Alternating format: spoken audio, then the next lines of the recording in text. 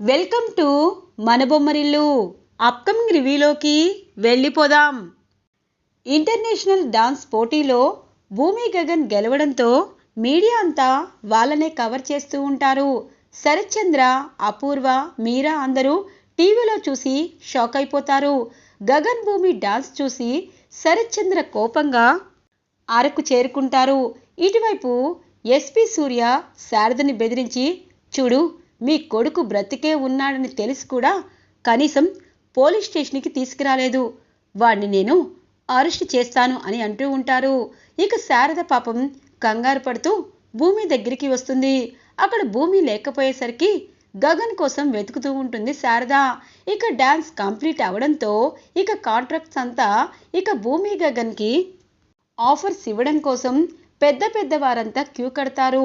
ఇక భూమి గగన్ ఇద్దరు సైన్ చేస్తే చాలా అంటే చాలా యాడ్ షూట్స్, అలాగే వాళ్ళ కంపెనీకి డాన్స్ ప్రోగ్రామ్స్ ఇక సంతకం చేస్తే అయిపోతున్నట్టు అనేసరికి భూమి అక్కడ ఉండదు.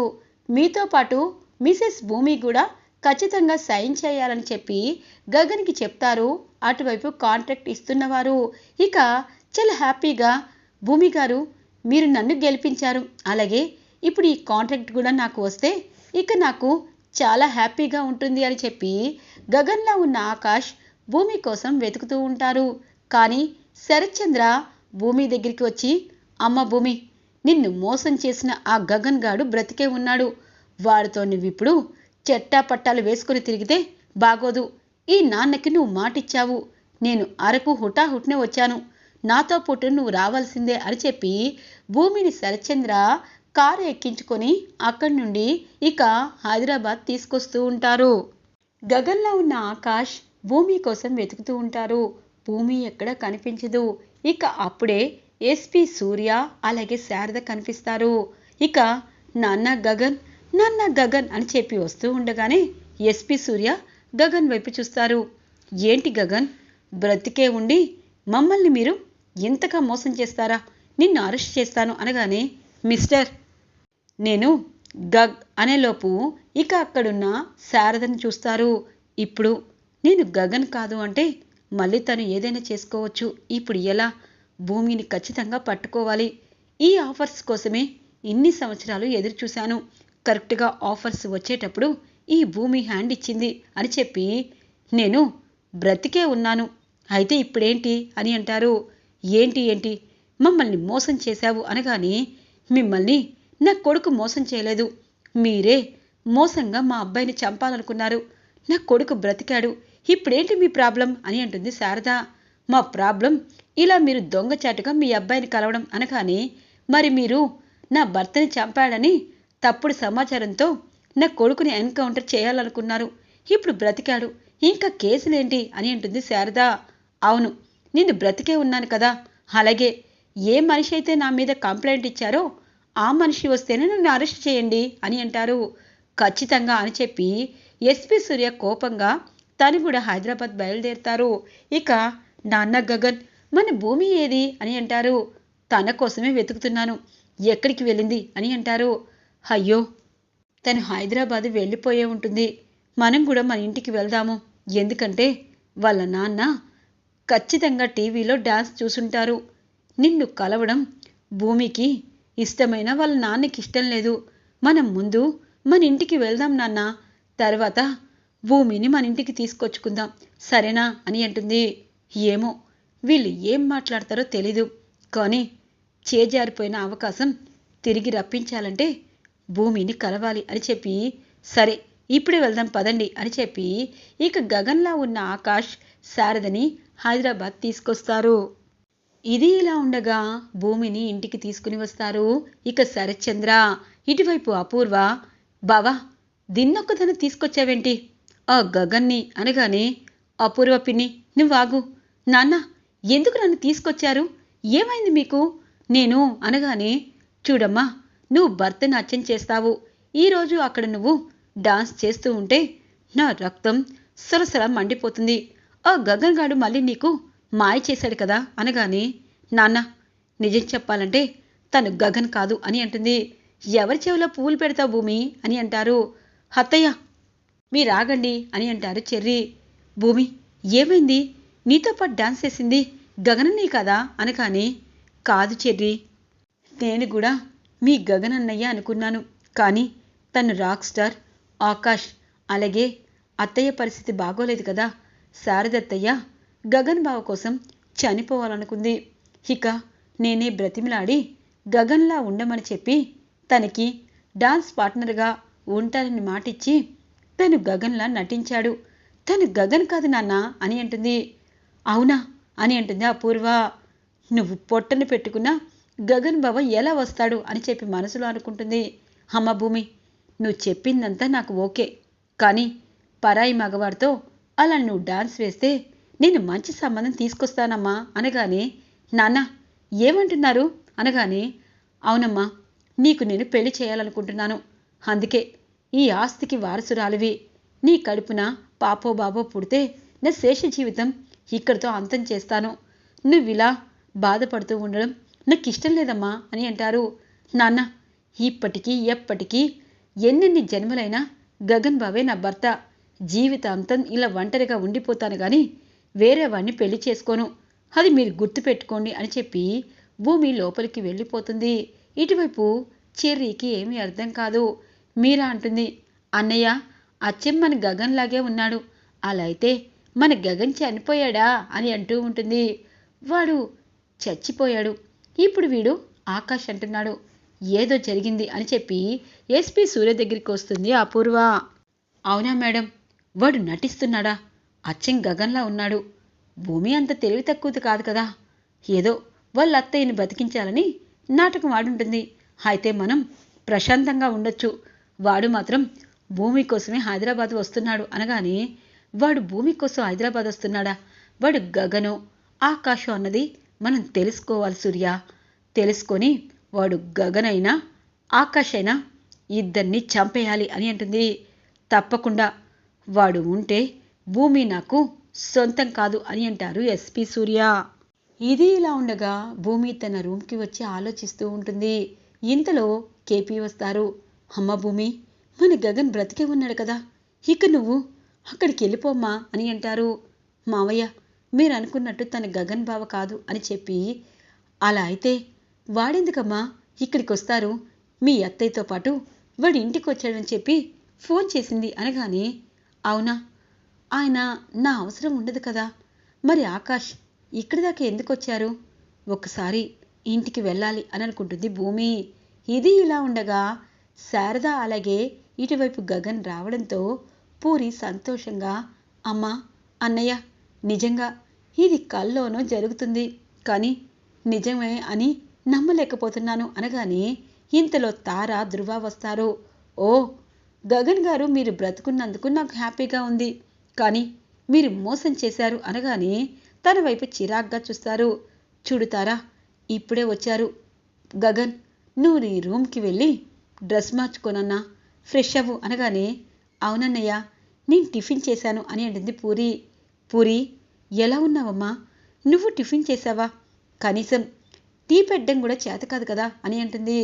ఓ, మీ అమ్మాయిని ఇలా ఆర్చి తీర్చి పెంచినందుకు మీకు శతకోటి వందనాలు అనగానే, ఇప్పుడేమైంది నా కూతురికి? అన్నీ నేర్చుకుంది కదా అని అంటుంది శారద. అవును, నేర్చుకొని నా జీవితాన్ని పనంగా పెట్టింది. శారదత్తయ్య, గగన్ బావ వచ్చేశారు. ఇక మా పెళ్లి ముహూర్తాలు మరోసారి పెట్టండి అనగానే, చూడమ్మా, ఇప్పుడే వాడు చావు నుండి బయటపడి ఇక్కడికి వచ్చాడు. వాడి జీవితంలో భూమినే ఉంటుంది. నువ్వు ఎన్ని ఆశలు పెట్టుకున్నా అవి ఆశలే అనగానే, పూరి, మీ అమ్మకి చెప్పు అనగానే, తారా, చెప్పాల్సిందేమీ లేదు. మా అమ్మ నిర్ణయమే నా నిర్ణయం. అమ్మ, నువ్వు కూడా ఫ్రెష్ అవ్వు, నేను టిఫిన్ చేశాను అని చెప్పి అంటుంది పూరి. ఇక అక్కడి నుండి శారద వెళ్ళిపోతుంది. ఏంటే నోరు లెగుస్తుంది? అన్నయ్య అలాగే అమ్మ తిరిగొచ్చారనా అనగానే, అవును, మా అన్నయ్య నా బలం. ఇప్పటి నుండి నా ఒంటి మీద చెయ్యి వేసి చూడు, మా అన్నయ్య శాశ్వతంగా నిన్ను పైకి పంపిస్తారు అని అంటుంది పూరి. ఓ అలాగా, నేను మీ అన్నయ్య వస్తే నిన్నెందుకు కొడతాను? మీ అన్నయ్య నా మెళ్ళలో 3 ముళ్ళు వేస్తే చాలు అని అంటుంది. ఇంతలో ధృవ వస్తారు. చూడు పూరి, నా చెల్లికి పెళ్లి చేసుకుంటానని మాటిస్తేనే నీ మెళ్ళలో నేను తాళిబొట్టు కట్టాను. ఇప్పుడు బావగారు వచ్చారు. ఇప్పుడు అతను బ్రతికి వచ్చారు కాబట్టి కొంచెం టెన్షన్గా ఉంటుంది. ఎవరెవరన్నది గుర్తుపట్టడానికి కూడా వీలుండదు. అందుకే ఒక వారం రోజులు పోయాక ముహూర్తాలు పెట్టిస్తాను. గగన్ బావకి మా చెల్లికి పెళ్లి జరిగిపోవాలి. అప్పుడు మనం మన ఇంట్లో ఉందాము, మా చెల్లి ఇక్కడ ఉంటుంది అని అంటారు ధ్రువ. ఇంతలో చెర్రీ ఇంటికి వస్తారు.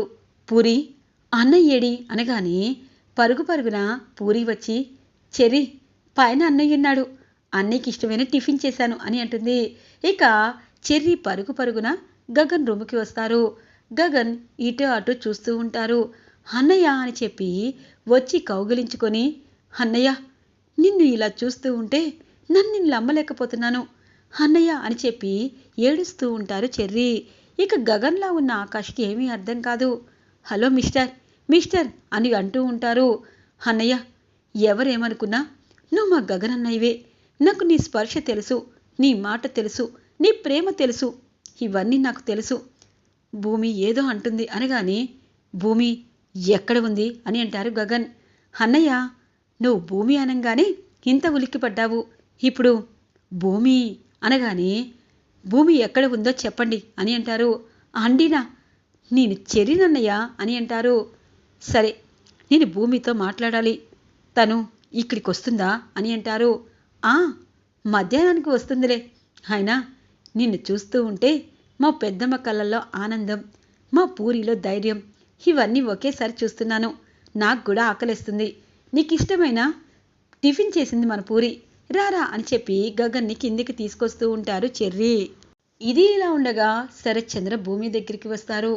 అమ్మ భూమి, వాడు ఆకాశం చెప్పావు, కానీ ఈ నాన్న 10 కాలాలు ప్రశాంతంగా ఉండాలి అంటే నా మాటని వినాలి. ఇప్పుడు గగన్ లేడు. ఒకవేళ గగన్ బ్రతికుంటే నీకు ఎలాగో ఒకలాగా గగన్ దగ్గరికి పంపించేసేవాణ్ణి. కానీ గగన్ శాశ్వతంగా దూరమైపోయాడు కదా. అలాంటప్పుడు నా కూతుర్ని ఇలా సుఖ సంతోషాలు లేకుండా చేయలేను. అందుకే నీకు నేను పెళ్లి చేయాలనుకుంటున్నానమ్మా అని అంటారు. నాన్న, మీకు చాలాసార్లు చెప్తున్నాను, నాకు పెళ్ళేంటి అనగానే, చూడమ్మా, ఆడపిల్ల భర్తని కోల్పోగానే తను అలాగే ఉండిపోవాలని రూల్ లేదు. తను కూడా మంచి జీవితం అనుభవించాలి, ప్రతి వాళ్ళు తెలుసుకోవాలి.